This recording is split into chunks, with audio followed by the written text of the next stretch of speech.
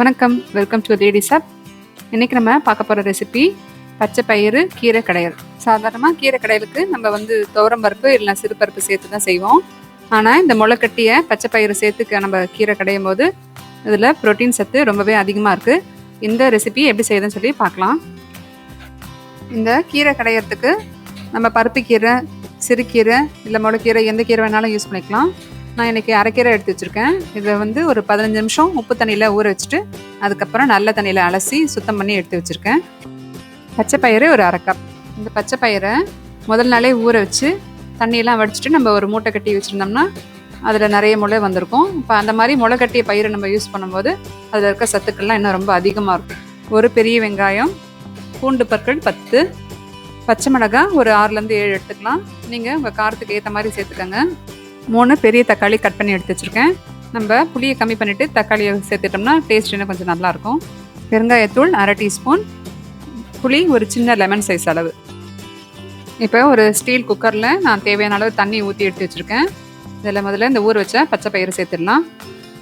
Cut பண்ணி வச்சுருக்கேன் பெரிய வெங்காயம், கட் பண்ணி வச்சுருக்கேன் 3 பெரிய தக்காளி, 6 பச்சை மிளகாய், 10 பல் பூண்டு, 1/2 டீஸ்பூன் பெருங்காயத்தூள். இப்போ இந்த குக்கரை மூடிட்டேன். ஒரு 3 விசில் வரட்டும், அதுக்கப்புறம் ஓப்பன் பண்ணி பார்க்கலாம்.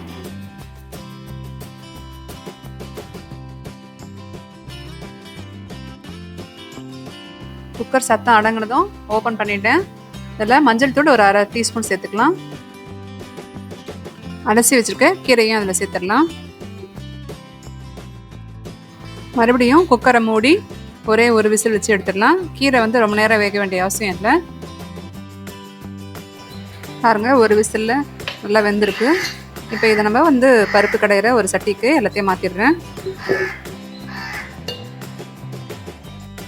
தேவையான அளவு உப்பு சேர்த்துடலாம். சின்ன லெமன் சைஸ் அளவு புளியையும் சேர்த்துட்டு இப்போ நான் இதை மத்தால நல்லா கடைஞ்சி விட்டுடுறேன். பாருங்கள், கீரை நல்லா கடைஞ்சாச்சு. இனிமேல் இதை தாளித்து கொட்டிட வேண்டியது தான்.